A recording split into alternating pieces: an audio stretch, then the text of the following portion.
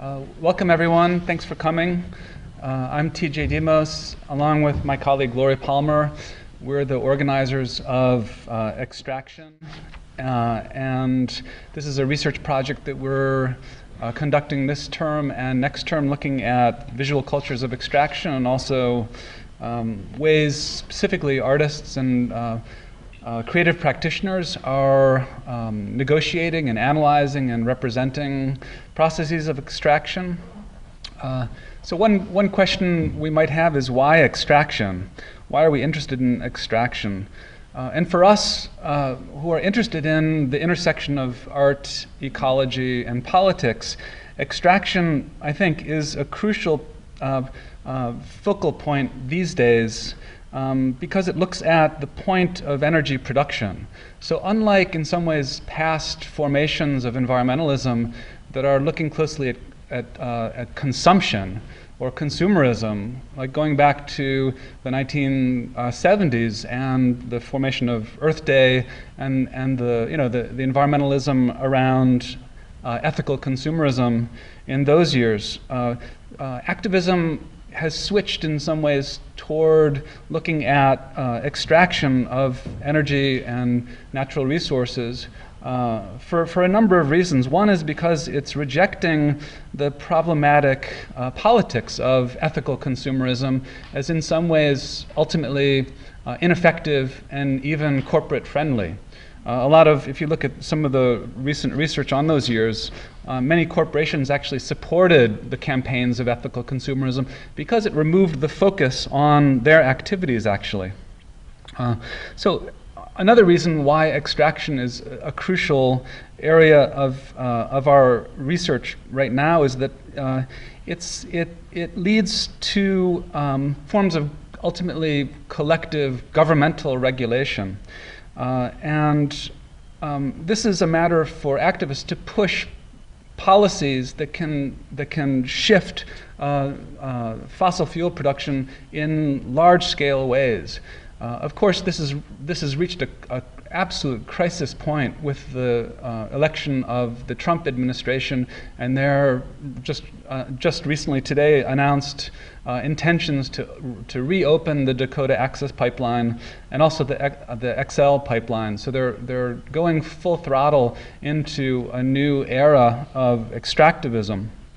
But we know also that with the current energy reserves, we have to leave approximately 70 to 85% of those reserves in the ground to stay within our carbon budget. So extraction really is a crucial area for people to mobilize around.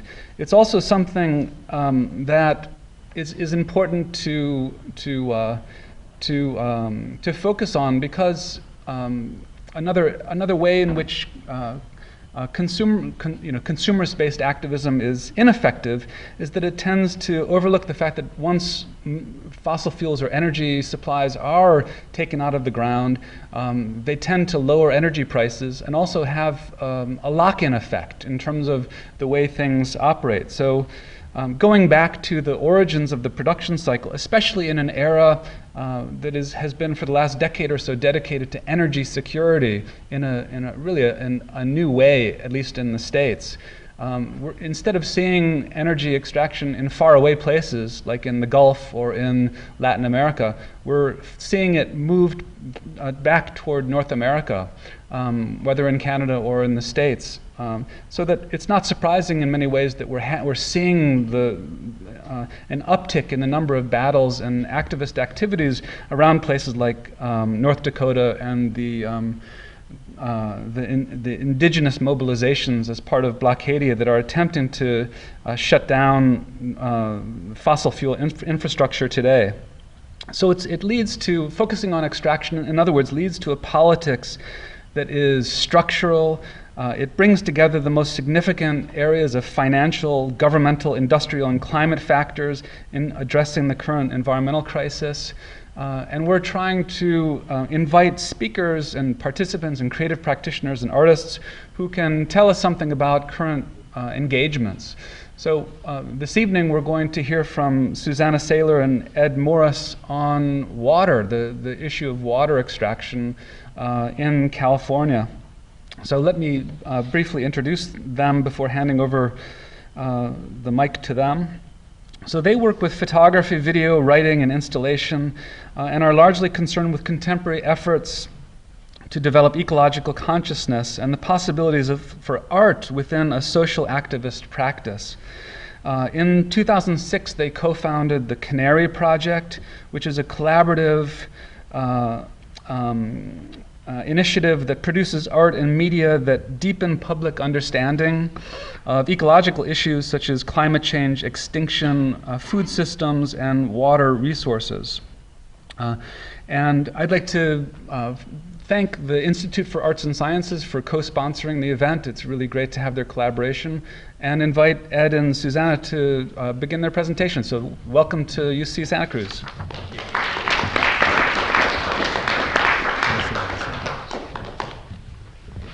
Thank you. Yeah, thanks all for coming tonight. It's great to be here. Thank you so much to TJ and Lori for having us, and also for John Weber. Santa Cruz is one of those places in the world that we kind of feel at home. TJ and I were talking about that earlier. So we're going to talk to you tonight primarily about one project that we are in the middle of. We just wrapped up, or just presented an exhibition of it, which is still ongoing at the David Brower Center in Berkeley. But in many ways, we're kind of at this point of reflection on this project. So it's a good opportunity for us to think about it and talk with you about it. So we certainly welcome any questions, critiques, even skeptical questions about it. So the project is called Water Gold Soil.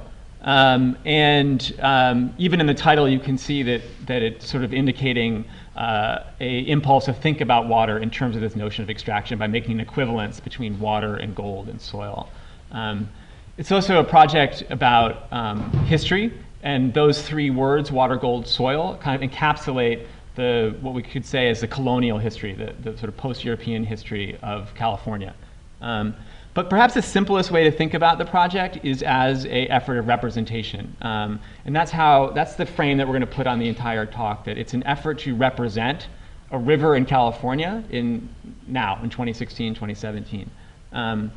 But before we get into the project, I just wanted to quickly contextualize our work. I think that will help understand where this project is coming from and where it's going. So as TJ mentioned, Susanna and I practice collaboratively together, but we also founded a collective called the Canary Project, which produces a really heterogeneous bunch of art and media about ecological issues, primarily climate change, but others as well. And this just gives you an example of the various projects we've been immersed in. And the one that's showing happens to be a poster project, but we work in contemplative settings within galleries, we work in science museums, we work in all these different vernaculars in this kind of heterogeneous way. And I would just point out that we work with a lot of people, a lot of artists and writers and thinkers, and so we don't produce all of these projects ourselves. It's a collaborative sort of effort. But I wanted to, before we get into Water, Gold, Soil, talk a little bit about this project, A History of the Future, which is the precursor to Water, Gold, Soil. And I think a project through which Ed and I kind of developed some methodologies that we brought into Water, Gold, Soil when we started that. So A History of the Future was something we started around the time that we co-founded the Canary Project back in 2006. And we were actually initially inspired by the writings of Elizabeth Colbert and her book Field Notes from a Catastrophe, which is a text about climate change.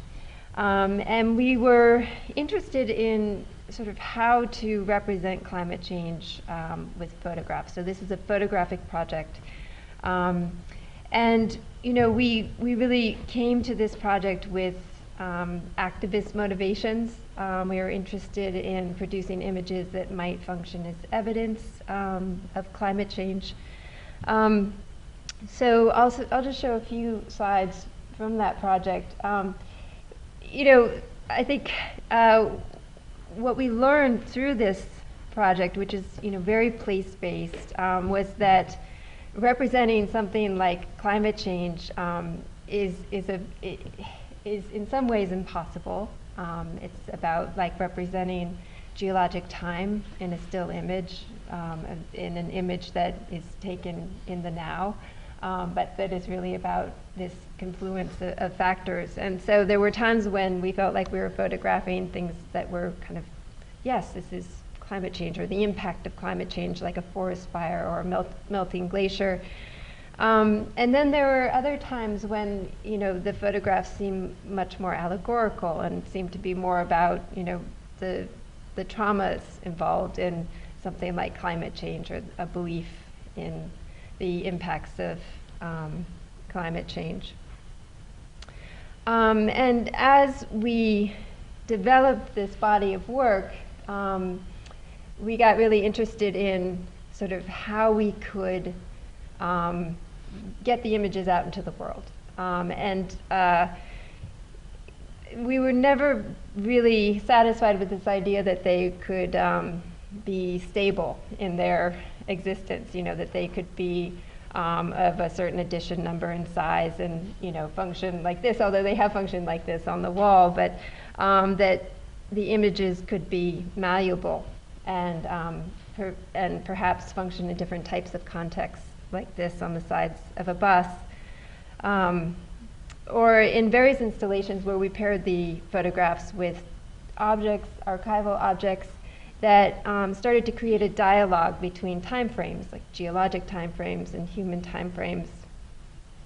And these are a couple of slides where photographs from Peru that looked at melting glaciers and the impact on the desert coast were paired with artifacts from a collection of Peruvian history and anthropology.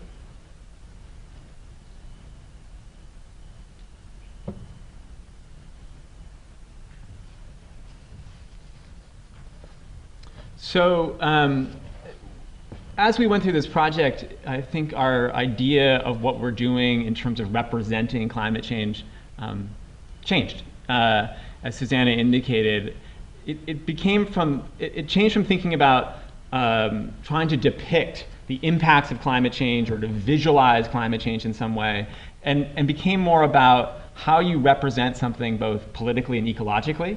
So to think ecologically is to think in terms of relationships. So how do you start representing relationships or relations between things? And to think politically is really to think historically, to think of the time as now, as alterable and redeemable, that it's not just a natural state of things that they've always been. We initially came to California to take another to add a location to History of the Future. So the idea was we'd come to California and photograph drought in the state. So when we came here first was in 2014, and the notion, and this was the height of the drought, and you were looking at a lot of graphics like this, which is from National Geographic, and it's showing the various levels of depletion of reservoirs around the state. So those numbers you see on the map are the percentage of water in the various reservoirs. We came to California, set up camp in Sacramento, and said, let's photograph drought as a location for History of the Future. But the project changed very quickly once we started to research. For one thing, to an extent that we hadn't realized before we came here and started researching, the entire landscape of California is a man-made landscape, it's a terraformed landscape. And thinking about water in terms of its highly constructed infrastructure became more interesting to us than just thinking about it in terms of climate change as a single issue. So we began to think about the state of water in California as it's connected to its economic history. And that economic history, as many of you may know, a lot of the water infrastructure was built expressly for the benefit of really two industries, one being large-scale agriculture in the Central Valley, and the other being real estate speculation or around municipalities. But for example, the entire Central Valley project is really dedicated to providing water for agriculture. So we started to think about that end use of water and that kind of commodification of water in that way. And Ed mentioned the Central Valley project. So this is an archival image from the CVP as they're building what ultimately were the big canals that take water to the Central Valley and the aqueducts. So not only that, but the very issue of climate change is more complex in California than we had originally assumed when we came here. So of course, the issue is not simply that there'll be a lack of water, well, that's also extremely profound, but that there'll be increasing salination of the water supply through rising sea levels. So this is an image from Newton Helen Harrison's Sacramento Meditations, which is very influential for us in this project. They've been thinking about these things for a long time, and they were one of the first to point out the absurdity of farming in the desert. So another departure point for us was Petrochemical America, a book by Richard Mizrak. So, as we're doing this research, understanding the water system in California is incredibly complex, we began to look for a way to kind of get a handle on it, a way of focusing the project. And we were influenced by Richard and Kate Orr's project to look at a single flow of water and document all along that flow as a means of entering into a narrative about how that water flow has been polluted, what is the impact on communities along that water flow. So we decided to focus on a particular water flow. And I mean, this is in Louisiana, the area of study for Petrochemical America, so stretching from basically Baton Rouge to New Orleans. And Richard is a mentor of ours. It's kind of, we really admire the way he takes photographs. So the way he takes landscape photographs was influential as well.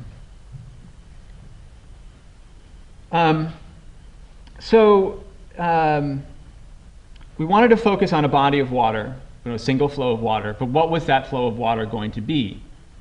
And that question evolved for us. So if we were trying to kind of show the maximum discrepancy between water in its pristine wilderness state and its end use, say, in big agriculture, then we might have chosen something like the Merced River, which flows through the Yosemite Valley, or maybe gone up to Mount Shasta.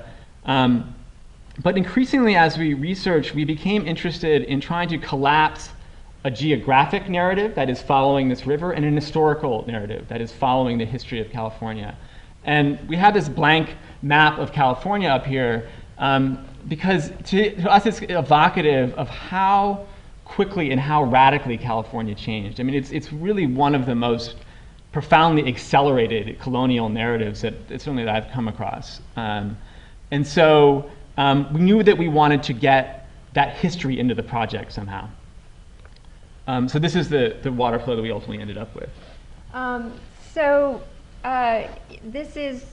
This is a flow of water, and we ended up researching and photographing and making video from its origin to its end use. It is a flow of water, and you could say that molecules of water that originate there near Lake Tahoe do end up there in the Central Valley. But it's a flow of water actually with no name. It starts out as the American River, and it ends up as a canal. And that was actually sort of an attraction for us, that it is it lacks a name in its totality.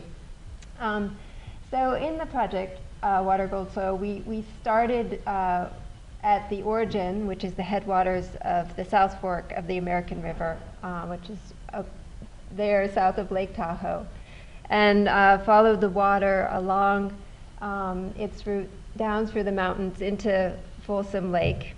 And actually, I'll show a series of aerial photographs that show this trajectory. But there's two specific reasons we chose this flow apropos of this historical impulse.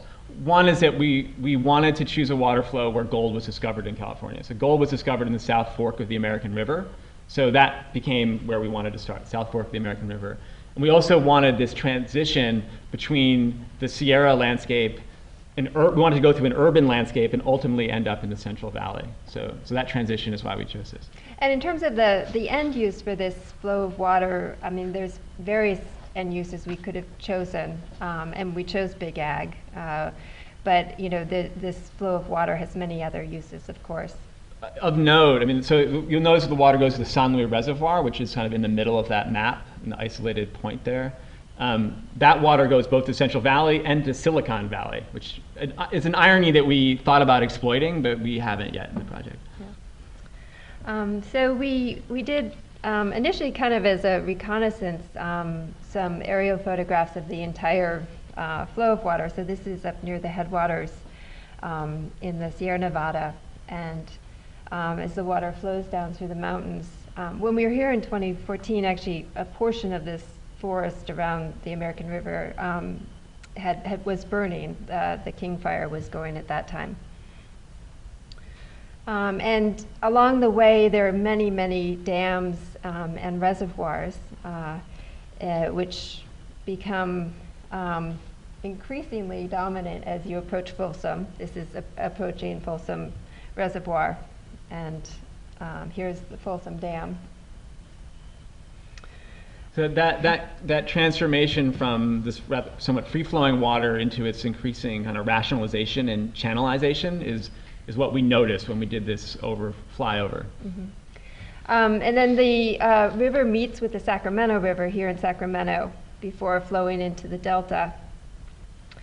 And after getting extracted from the Delta, the water is then pumped into canals that move into agriculture.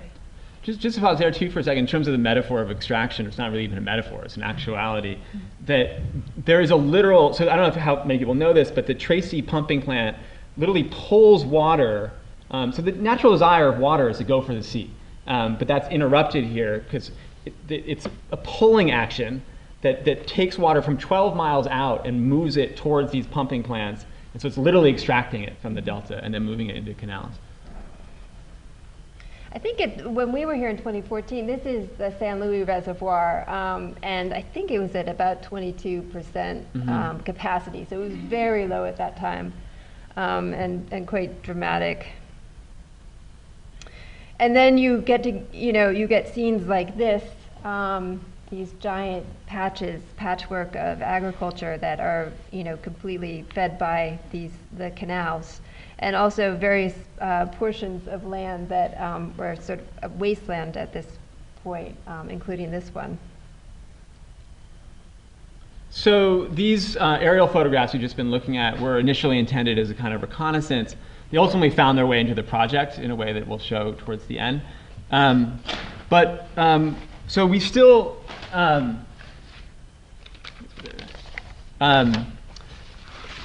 were unsure kind of how we wanted to develop the work. Like what kind of photographs do we actually want to take? How did we want to express this history that we're talking about? And one thing we decided early on in separating from our point of inspiration, Richard Mizrak's Petrochemical America, is we didn't want to do stuff like this, admirable as it is. So there's a kind of visual imagery of pedagogy in that book, if you're familiar with it. And there's a lot of data information like this that breaks down complex data sets or things like that into infographics, essentially, really well-designed infographics. And we decided that we wanted to stay away from speaking to the informational mind, the data mind. I think there's I feel it in myself, a real difference, whether I'm oriented to something informationally, whether I'm oriented to something in a contemplative fashion. And we wanted to speak to that contemplative brain or the more empathic knowledge. And so how we do that became the question. And a kind of another hint in that direction came from reading, as unlikely as it might seem, Martin Heidegger. So Heidegger talks about understanding water and other things as a standing reserve. In fact, actually, I'm going to cut to this quote.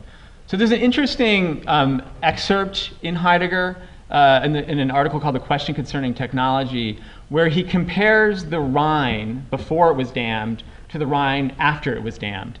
And he said it's not just a matter of it being dammed and the use value of that. He said that the very nature of the Rhine has essentially changed. And the quote goes, what the river is now, that's the Rhine, namely a water power supplier, derives from the essence of the power station. But it will be replied, the Rhine is still a river in the landscape, is it not? Perhaps, but how? In no other way than as an object on call for inspection by a tour group ordered there by the vacation industry. So there's this idea that there's a scenic representation of the Rhine, and then there's its status as a standing reserve, as an economic resource, as a commodity. He goes on to say, everywhere everything is ordered to stand by, to be immediately on hand, indeed to stand there. You know, that's literally how water is in California. It's standing there in dams and various reservoirs so that it may be on call. So we may draw from it at a certain point for further ordering. And whatever is ordered about in this way has its own standing. We call it the standing reserve. And for Heidegger, that result of seeing everything in terms of its standing reserve quality has its origins in a way of looking at the world, what he actually calls a way of representing the world as an enframing sensibility, where nature is seen as a sum total of its calculable, as a calculation, essentially. So this notion of enframing and of seeing things as a standing reserve became very important to us. And you can see it in a map like this. So this is a really interesting map in two parts. So it's kind of goes like, whoops. Yeah, that's the bottom part of the map. That's the top part. Yeah. That's a map of all the reservoirs and dams in California, all the major ones. Mm-hmm. So when we bring up this kind of question of like how to represent, you know, the economic history of the flow of water we were looking at, and would we use this sort of infographics, which are, you know, they're very useful tools, like, oh, let's map the river and we'll put the data right on it, or would we try to do something else? It comes from this concern about enframing, and how could we take a different visual approach to the material that could at once be an economic history and looking at, you know, really what is quite a lot of information, and yet have a different emotional response. To not speak that very language of enframing in the work itself. You know, so this is another way of representing that kind of transformation of land in California. So on the left is the kind of historic wetlands, and on the right is the historic, on the left is the historic wetlands, and on the right is what's been contemporary. So water's all been contained, it's been sucked out of the middle and is now contained in these standing reserves, these dams. And there's an interesting analog there in terms of, and they're just sort of visually congruent. This is a map of what was the attempted treaties in California. So I don't know how many of you are aware of the history of Native Americans in California, probably to some degree. We weren't to the extent that we became once we started this project, but it's very important to know that there were no treaties signed and promulgated in California with Native Americans, which meant that they never had land standing, which becomes very important later on. So now you see a lot of Native American rights being asserted along treaty lines. In fact, I think, as far as I understand, that's part of the Standing Rock debate. These were the attempts to remove Native Americans and put them on where the gray areas were. So there's a similar and analogous kind of reallocating of people as there was to water itself. So, you know, California kind of meets this criteria of a colonial state. You know, that it's a naked assertion of power in the name of economic exploitation, involving manifold techniques of racist domination and cruel dehumanization. That's a definition of colonialism by Ami Cesar that we actually encountered in TJ's book. So, back to this map. So we're thinking about, how do we do history? How do we do history as artists? How do we do history in a way that doesn't end up replicating this kind of enframing language? And a touch point there for us was Walter Benjamin, who said, you know, to articulate the past historically does not mean to recognize it the way it really was. It means to seize hold of memory as it flashes up in a moment of danger. That is, to look back at images and understand how the past is important right now in the present. So we did a lot of historical archival research. And I'll just flip through some of these images. They sort of tell their own story.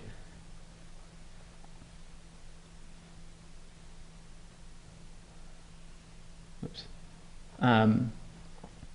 This one might benefit from some commentary in that there, in a really direct way, the water infrastructure that went to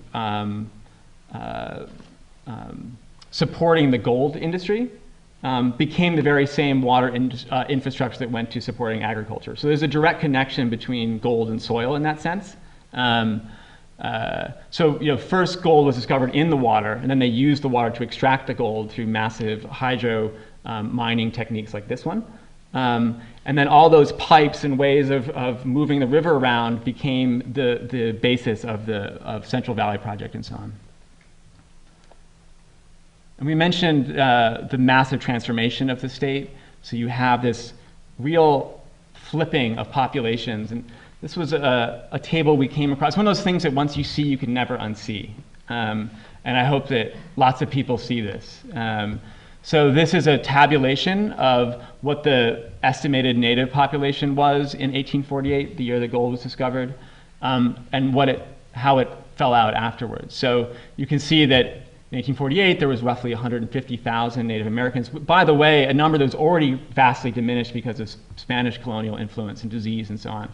And there was simply a 15,000 non-native, and then just incredibly rapidly that just switches so that 12 years later, there's down to 35, and already there's 380,000 non-native, and then you skip all the way down to 1910, and the native population has been diminished about 10%, and there's 2 million non-native. So that's just so rapid, and just so tragic. I mean, that's total tribes just completely eradicated. Just people is completely diminished.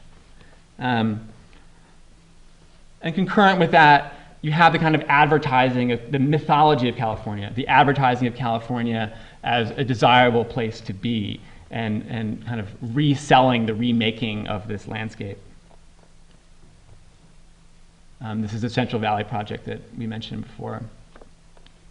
And the last little bit that I just want to get in here in terms of this constellation of forces that we're trying to represent in the project is the current influence of money over water policy in California. There are entities, well, like this guy, Resnick, or this entity, Westlands Water District, which is a powerful water district in the Central Valley, that exert a tremendous financial influence on policymaking. They do $1 million a year lobbying. And where is all this going? There's the ability to make secret deals.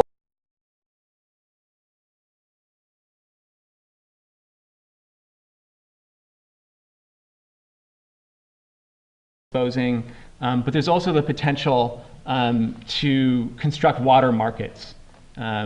So the idea that they own water rights in the Central Valley, not necessarily to grow crops, so that's what they're currently doing, but potentially to become water brokers. And that's something like what this illustrates. So this is a prepare to profit trademark from water scarcity. So I think you're getting a lot of this sensibility, and part of what we're trying to do with the project is expose the risk of this kind of thing happening. So the colonial sensibility from 1848 sort of translated and replayed out in market structures like this. So going back to this image, this is actually a kind of distillation of, the Google map that we showed earlier. So the white lines in the background represent the watershed that we are looking at. You can see, again, Lake Tahoe up there in the upper right-hand corner. And the blue line represents the flow of water that we followed. And so, Ed has described or encapsulated some of the historical research that we did kind of early on in the project. And, hand in hand with that, we were documenting this flow from the headwaters to its end use. And so I'm going to show a few images that are from the ground, not from the air, of that flow of water, and talk a little bit about kind of how we approached that image making and what we're doing with the images. So this is the headwaters, or near it, because it actually turned out to be harder to find than we thought it would be. The headwaters, the water comes out of the ground at a certain point and you can kind of hear it, and then eventually it turns into a bigger flow for this particular river, but we were hunting in this boulder field for it. And this is at a point further along the river where it's actually a river. In its kind of origin, it's in this, state of relative wilderness as it makes its way through the Sierra Nevada. And you can see the impacts of the King Fire here. All these trees were burned in that fire. But quickly, the kind of infrastructure around the water begins developing. In every bit of water, as soon as it comes out of the ground, is already allocated to a use. It's already contracted, and those are contracts that are either held with the government or other entities. So it's just interesting to think about. You follow the water all the way to its source in the headwaters, and you see this water just emerging in this magical way out of the ground, and yet that water is owned. It's spoken for already, and that notion of what does it mean to own water? It's just it's an interesting concept. No, in our early research, we met with the PR people at the Bureau of Land Reclamation, and they showed us all these documents. Like every river has a document, and then all the entities that will get the water in the end, and including a certain amount that's set aside for wildlife. But it's remarkable how much paperwork there is involved in allocating the water. This is Folsom Lake when it was at very low levels. So in general, in our photographs, we usually don't have people, and that's it's partly in a interest to make the work somewhat atemporal, and to have a sense of being able to look at a landscape that contains the past, but also possibly the future. And this quote from Smithson is also quite kind of influential in how we think about the landscape. So this comes from the Monuments of Passaic, which was published in Art Forum in 1967. And Smithson uses this phrase, ruins in reverse, and refers to a zero panorama as a site of new construction that would eventually be built. There is the opposite of the romantic ruin, because the buildings don't fall into ruin after they are built, but rather rise into ruin before they are built.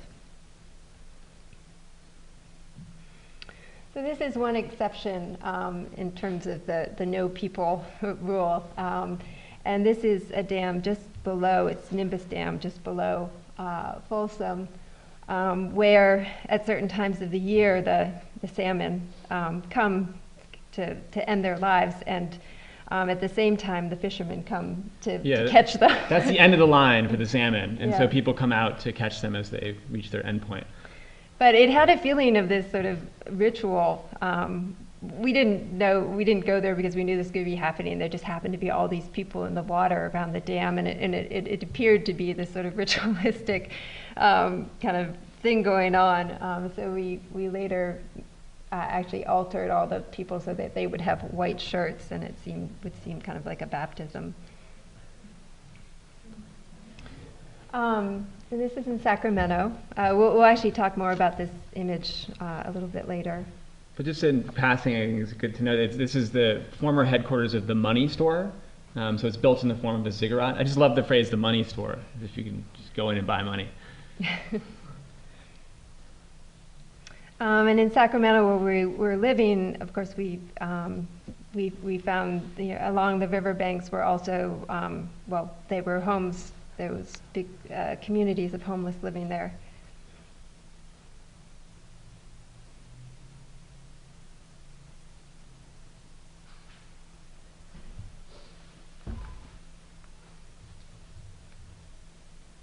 So this is the Bureau of Reclamation headquarters in Sacramento. So this is kind of where all the contracts are held. This is where all the paper is held defining the water. And this is actually taken from the Tracy pumping plant, so that plant we referred to earlier that, sucks the water out of the delta and, moves it down into the Central Valley. This is inside one of the pumping plant facilities.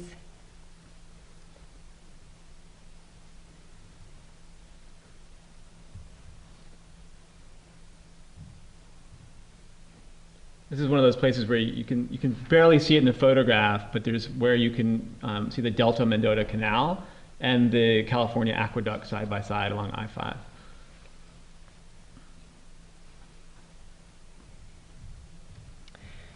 So as with the prior project that we showed you, A History of the Future, again, with this work, there's the question of, how do we take this sort of research and these sort of traces from the field, the photographs, and, how do we put that all together?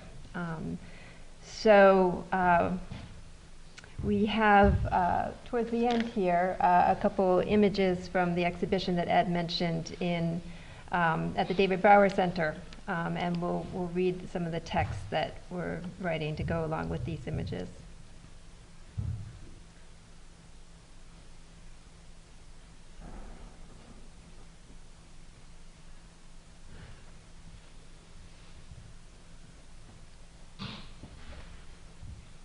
That is a federal prison. The Central Valley, if you ever it's just a hell in a way, because it's incredibly monotonous. There's all these like 2-lane, totally straight roads that that everyone goes 60 or 70 miles on, and if you lose your attention for a second, you'll find that you're off the road. It's very disorienting because everything's in a grid and everything looks like this. So I was driving back and I looked out across this field and saw this sort of apparition, and I had no idea what it was, but I had to take a picture of it. It turns out that it's a federal prison, like in the middle of these farmlands. It was really bizarre. So one of the risks of working in the medium of landscape photography, traditional landscape photography, is that the default reading, particularly when you're talking about environmental issues, is to think of it as a narrative of like damaged nature or landscape damage. And we're still, we took these aerial photographs, we took these photographs from the ground, and the problem becomes how to complicate the narrative or how to turn the reader away from assuming this narrative of damaged nature. So we knew that we wanted to bring in the historical research that we've been doing, but we were still kind of baffled about how to do that. And I think the turning point for us to re-evoke Walter Benjamin became to think about what we're doing not as an archival project. So I don't know if you noticed on the poster, the Water Gold Soil, at the bottom it said American River Archive. That was initially the name of the project, American River Archive. And it only dawned on us after some thinking that what we were doing was not an attempt at an archive. It was not archival. It was not speaking the discourse of the archive. That it was something else. And the best description of that for us came in Benjamin's understanding of allegory. That is, we were trying to position these archival images as allegorical rather than as representatives of some kind of taxonomy or some exhaustive knowledge. And so I'm just going to read a section of a paper that was under peer review right now for Third Text, a British journal, that I think explains this better than I can remember how to say it off the top of my head. So we turn first to the notion of the archive and began assembling archival images. We've seen that. For a time, we even used the working title, The American River Archive, as a name for the project. However, if Benjamin takes such a prominent role in this essay and in this presentation, it is in part because it was an engagement with this notion of allegory that marked a transition for us. We realized that we were following an allegorical and not an archival impulse. The two impulses bear an interesting relationship to each other. The archival assumes a collector of traces and curated reality.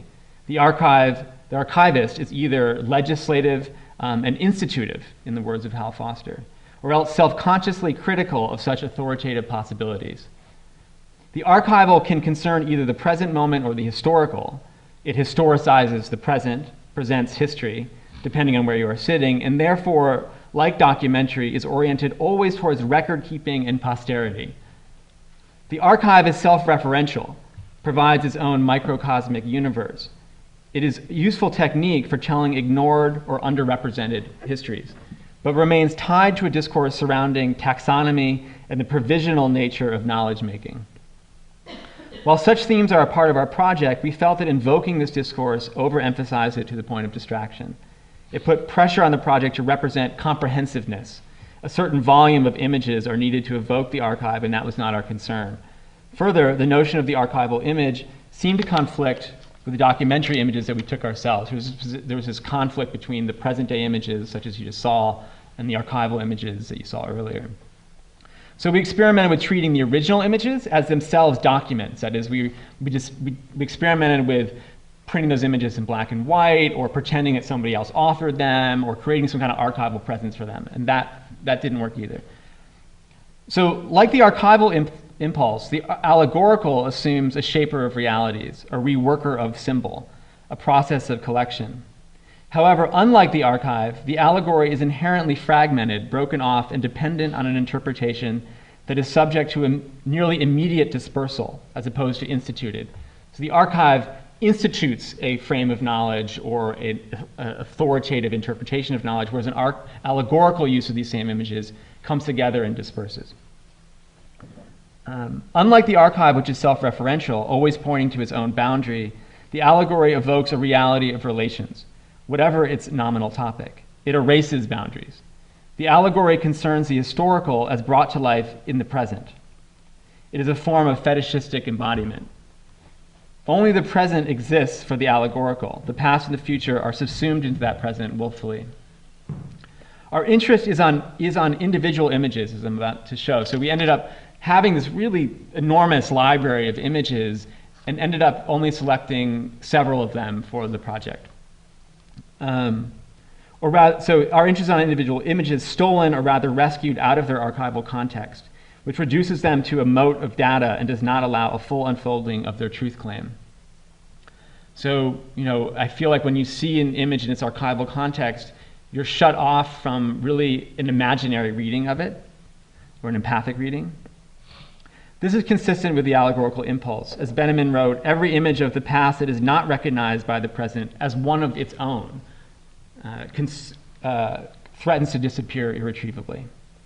So our interest was in images that can be rewritten, partially understood, and or felt to hover between fiction and fact, nature and history.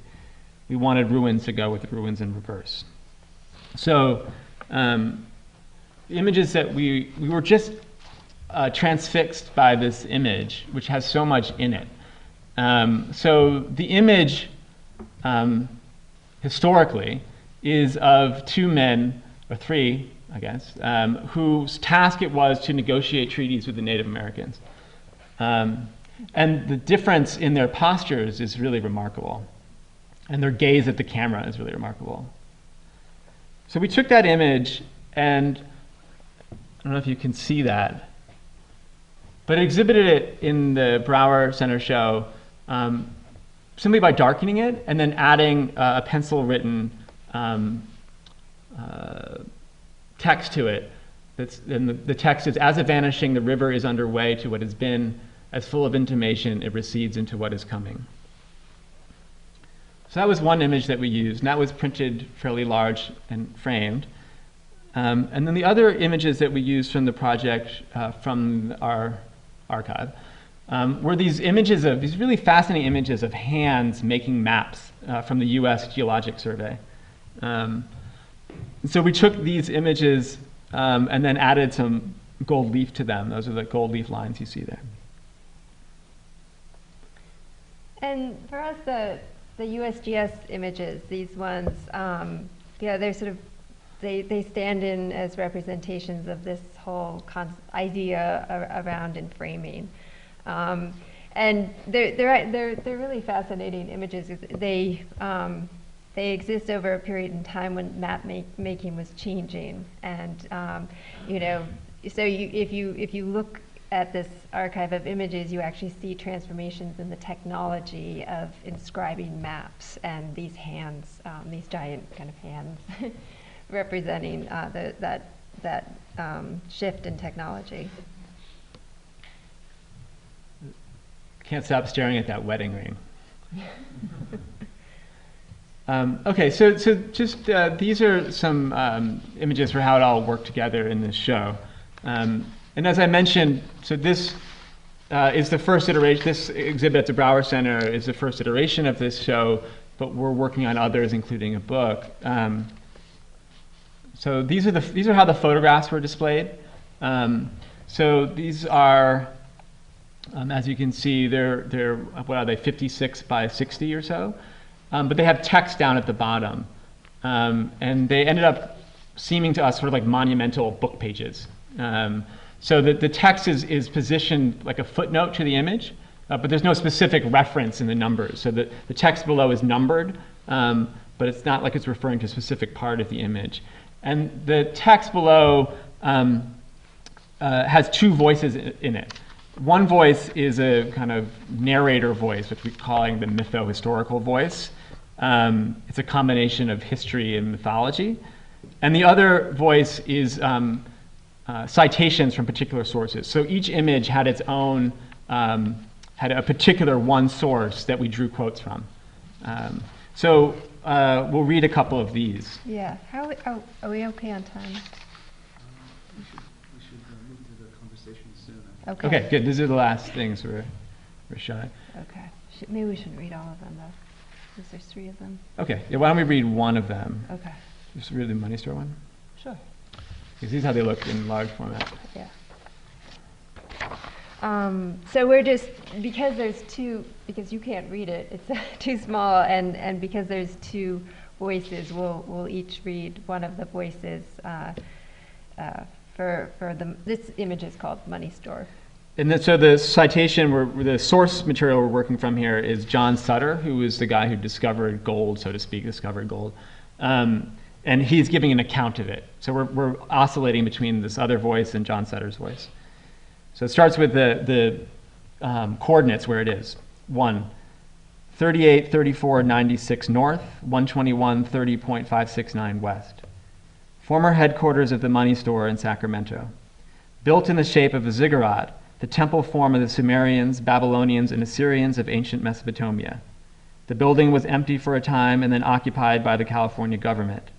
The site was just south of the confluence of the American and Sacramento rivers, across from the first terminus of the Transcontinental Railroad constructed in 1863. 3. It was a rainy afternoon when Mr. Marshall arrived at my office in the fort, very wet. I was somewhat surprised to see him, as he was down a few days previous. He told me then that he had some important and interesting news which he wished to communicate secretly to me, and wished me to go with him to a place where we should not be disturbed, and where no listeners could come and hear what we had to say. Their money form is impossible for us now to understand. It was itself a commodity. You could buy money. 5. Rocks lay beneath the stream, shaping the stream, but the stream was all that mattered. 6. I forgot to lock the doors, and it happened that the door was opened by a clerk just at the moment when Marshall took a rag from his pocket, showing me the yellow metal. He had 2 ounces of it, but how quick Mr. M put the yellow metal back in his pocket again can hardly be described. 7.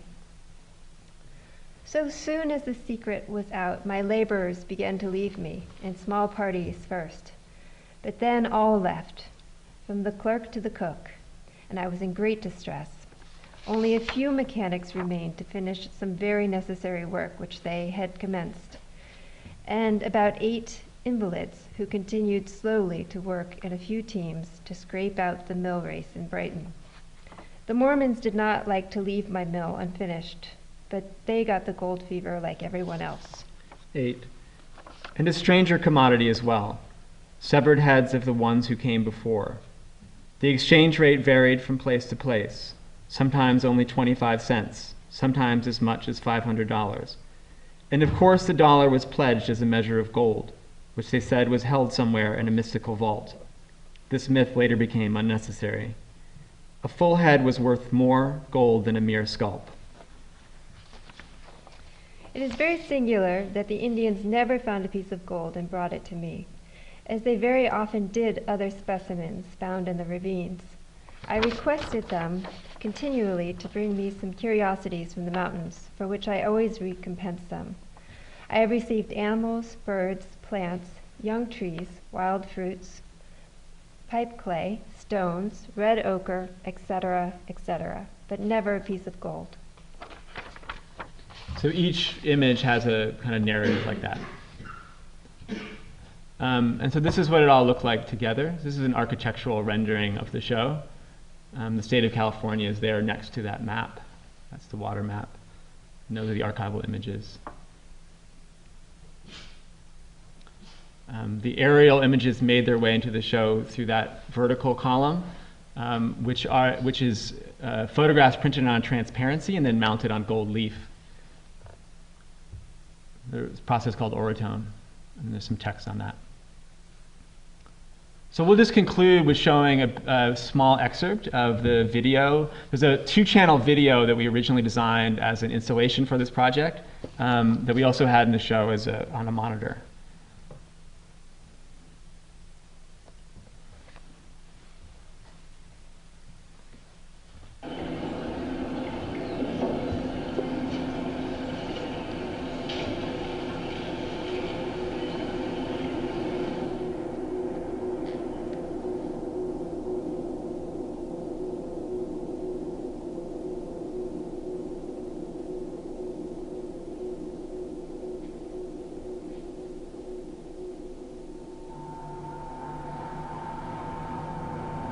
From this point on, the water did not flow. It was pushed along by pumps. They extracted it from the delta, where for a moment it seemed it would reach the sea, and then moved it into 2 canals, one headed for the big cities and one headed to the desert farms. The water commodity.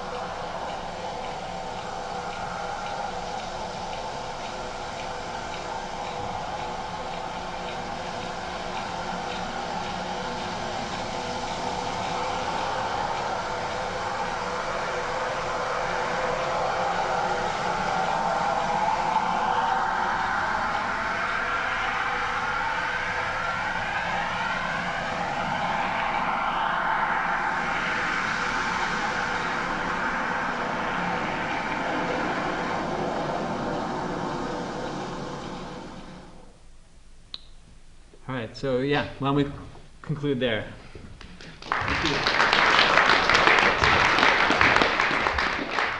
Should we go over to the